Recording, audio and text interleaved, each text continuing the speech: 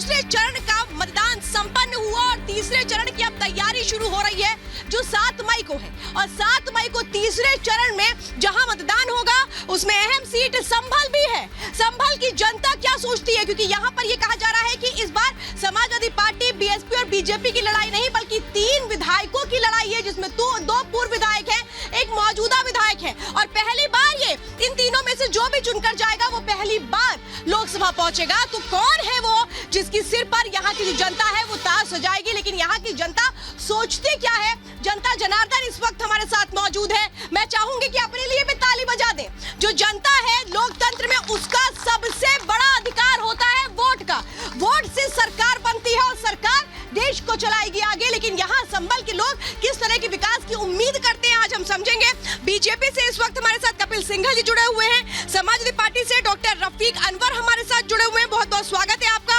कांग्रेस के मोहम्मद आरिफ हमारे साथ जुड़े हैं, बहुत बहुत स्वागत है। राजनीतिक विश्लेषक इमरान तुर्की जी हमारे साथ जुड़े, जोरदार तालियों से स्वागत कीजिए मेहमानों का।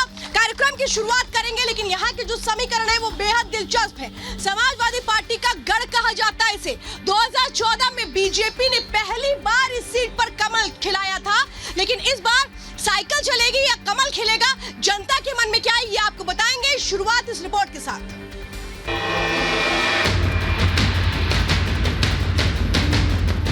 वह गौकशी कराने का खुली छूट देंगे। 17वीं लोकसभा के लिए दूसरे चरण का चुनाव आज संपन्न हो गया और उसी के साथ तीसरे चरण के लिए सभी राजनीतिक दलों ने अपनी जान फूंकनी शुरू कर दी। संभल हमेशा से हॉट सीट मानी जाती रही है।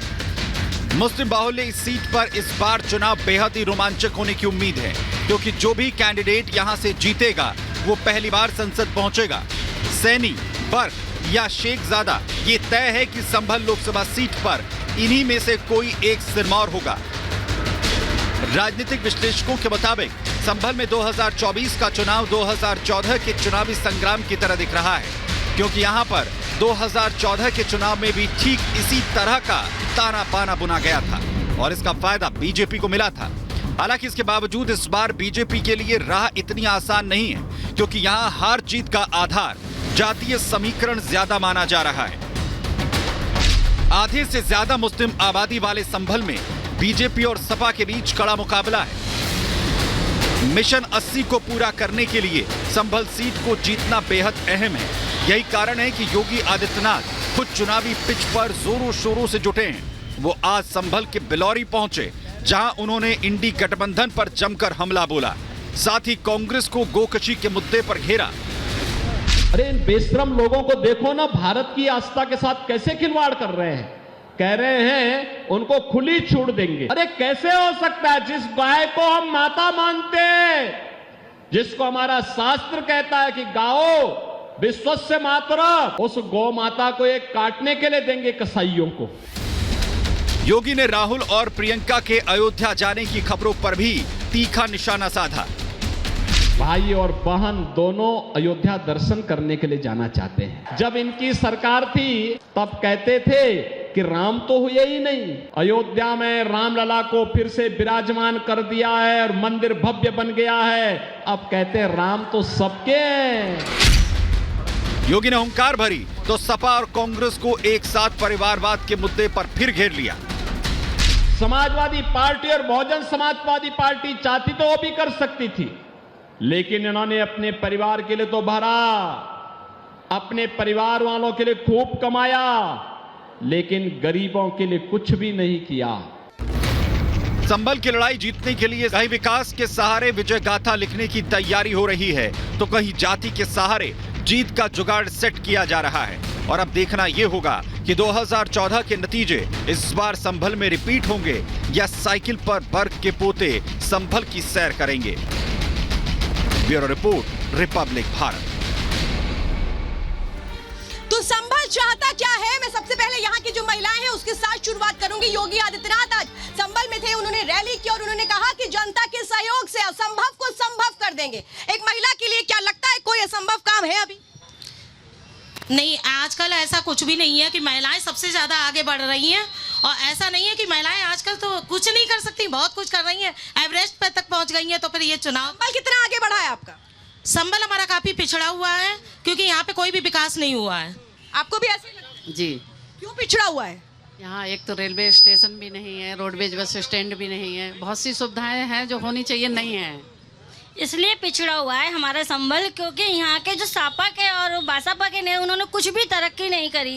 अब हमारी मोदी योगी सरकार करेंगे, इसलिए हमारी सरकार बनेगी और संभल का विकास होगा। अपनी सरकार से मतलब आप कह रहे हैं बीजेपी की सरकार आएगी तब विकास होगा, तो मौजूदा सरकार जो मौजूदा यहाँ के सांसद उन पर विश्वास नहीं हुआ, अभी तक कुछ नहीं हुआ है। कुछ क्या बोलूँ, मुस्कुराहट आपकी बहुत बता रही है, क्या चाहती हैं? हाँ, आनी चाहिए। मैं जरा चाहूंगी यहाँ पर डॉक्टर रफीक अनवर साहब, मैं आपसे चाहती हूँ, देखिए जो महिलाएं हैं वो साफ तौर पे कह रही हैं कि विकास नहीं हुआ, सबसे ज्यादा मौका जनता ने आपको दिया, और अगर मैं पिछले सांसद की बात करूँ वो तब नहीं इस दुनिया में, लेकिन उम्मीदों के साथ जनता कह रही है कि भाई आप क्या करेंगे, क्या करेंगे, सबसे ज्यादा मौका तो आप लोगों को मिला लेकिन विकास नहीं हुआ। देखिए पिछले 70 सालों का हिसाब मांग रहे हैं। अरे मैं आपसे पूछ रही हूँ, पहले तो आप बताइए 70 साल में क्यों आ गए सर? पहले बात तो सुन लीजिए, पिछले 10 साल से डबल इंजन की सरकार है, तो फिर क्यों नहीं रेलवे स्टेशन और रेलवे लाइन दी गई, क्यों ना फिर रोडवेज दिया गया? हमारी सरकार ने पिछले 70 साल में मेडिकल कॉलेज देने का काम किया। एक मिनट सर, रुकिए, जिसकी बारी होगी वो बोलिएगा। रफीक जी, मैं एक स्पष्ट एक सवाल आपसे ये कर रही हूँ, देखिए वो मतदाता है, वो महिला मतदाता है, जब उन्होंने आपसे पूछा, क्योंकि आपके जो सांसद यहाँ से जाएंगे वो जनप्रतिनिधि होंगे, वो अगर उम्मीदें पूरी करेंगे तभी तो यहाँ का विकास होगा, वो आपसे पूछ रही हैं। आप 70 सालों के मतलब कांग्रेस, आप अपने सहयोगी पर सवाल उठा रहे हैं, वो आप आज गठबंधन में, उनके सवाल का स्पष्ट जवाब दीजिए ना। मैं ये कह रहा हूँ पिछले 10 सालों से डबल इंजन की सरकार है, तो क्यों यहाँ रेलवे लाइन नहीं दी गई, क्यों ना यहाँ पर रेलवे स्टेशन दिया गया? और पिछले 10 सालों में, पिछले 70 सालों का जो हिसाब मांगते हैं ये बीजेपी वाले, जो पिछले 70 सालों में कांग्रेस ने किया है वो ये सब बेच रहे हैं। ये विकास की बात करते थे, विकास की बात करते करते ये हिंदू मुस्लिम पर आ गए। नहीं, मैं कहूंगी डॉक्टर रफीक, आप अभी भी स्पष्ट जवाब नहीं दे रहे, आप बीजेपी पर हमला करें और आप कांग्रेस पर भी हमला करें। मैं से जनता से और सवाल, पिछले 30 सवाल है आपका? मेरा समाजवादी और कांग्रेस के दोनों से है। देखिए लोकतंत्र का महापर्व चल रहा है, सवाल मेरा यह है कि इस दोनों ये बताएं मिलके कि प्रधानमंत्री पद का उम्मीदवार कौन होगा? मोहम्मद आरिफ जवाब दीजिए, मोहम्मद आरिफ जवाब ले लीजिए। हाँ, अरे जवाब तो लेने दीजिए, जवाब लेने दीजिए। हमारा इंडिया गठबंधन ये तय करेगा। अच्छा। और हमें उम्मीद है कि राहुल गांधी इस देश के प्रधानमंत्री 2024 में बनेंगे। और मैडम एक बात सुन लीजिए, एक मिनट को मंजूर होगा नाम, क्योंकि उन्होंने तो कह दिया राहुल गांधी का नाम होगा आगे। जो इंडिया गठबंधन जो तय करेगा वो सबके लिए, मतलब राहुल का नाम अगर तय होगा तो अगर हमारा गठबंधन ये तय करता है कि राहुल गांधी बने तो हमें कोई अच्छा, चलिए भाई, यहाँ पर एक मत तो इसमें हो गए हैं। जरा मुझे बताइए संभल कितना आगे बढ़ा भाई साहब, संभल कितना आगे बढ़ा? कुछ नहीं हुआ 10 साल के अंदर, ना कुछ नहीं। 10 साल में बहुत पीछे गया, 10 साल में बहुत पीछे गया।